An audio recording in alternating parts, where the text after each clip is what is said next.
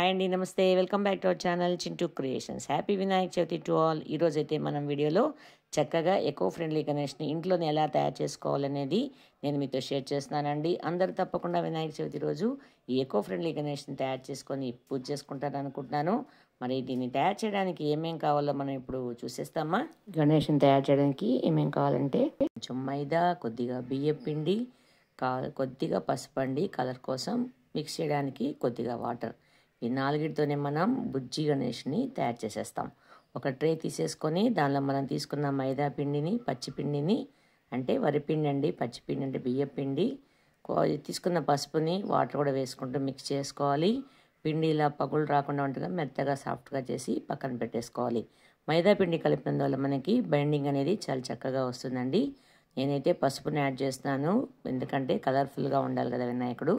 ఇప్పుడు మనం దీన్ని తయారు చేసుకున్న దాన్ని చిన్న చిన్న ఉండలుగా మొత్తం 12 చేసుకోవాలి. ఎందుకంటే ఫస్ట్ ఇది బేస్, తర్వాత స్వామి మొహం, పొట్టకి 2 కాళ్ళు, చేతులు, ఇంకా తొండం, చెవులు చిన్న చిన్నగా తీసుకున్న వచ్చి మీకు వస్త్రాలు చేయడం, పైన కిరీటం అవి చేస్తాం కదా, అవి ఆభరణాలలాగా తయారు చేయడానికి.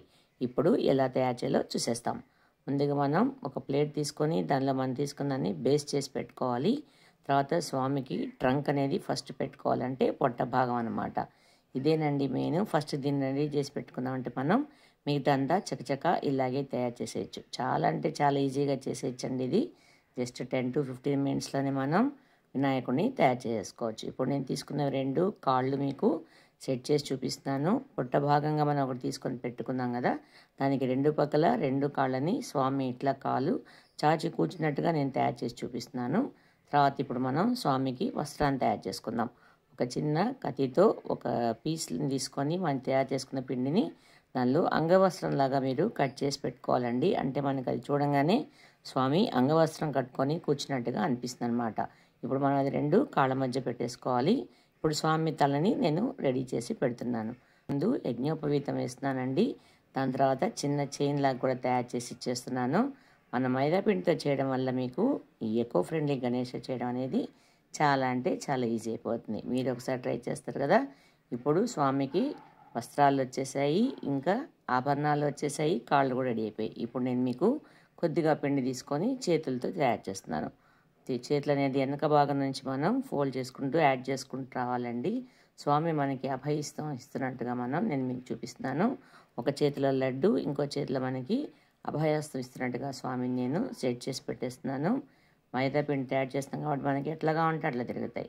ఇప్పుడు ఆ చేతిలో కూడా ఒక చిన్న లడ్డూని చేసి పెడుతున్నాను చూడండి, చక్కగా ఉంది కదా.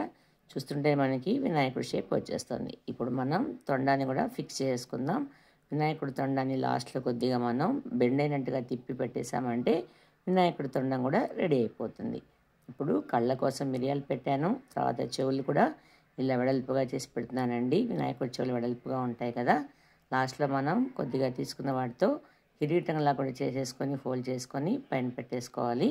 వీటికి కావాలంటే మీరు కలర్ కూడా వేసుకోవచ్చు. నేను న్యాచురల్గా ఉంటుందని కేవలం పసుపుతోనే చేసి పెడుతున్నానండి. ఇప్పుడు స్వామి మనకి విభూది కుంకుమ పెట్టుకున్నట్టుగా నేనైతే పెయింట్తో రెడీ చేస్తున్నాను. అంటే స్వామి బొట్టు మనం వైట్ పెయింట్, రెడ్ పెయింట్ అనమాట. ఇంకా చేతిలో కూడా మీకు స్వస్తిలాగా వేసి చూపిస్తున్నానండి. కలర్ఫుల్గా ఉన్న వినాయకుడు ఎంత కళకళలాడిపోతున్నాడు చూడండి. జస్ట్ నేను మీకు 10 to 15 మినిట్స్లో ఇది తయారు చేసి చూపిస్తున్నాను. మీరందరూ కూడా ఒకసారి తప్పకుండా ట్రై చేయండి. వినాయకుడు బుజ్జి వినాయకుడు అందంగా కూర్చోన్నాడు కదా.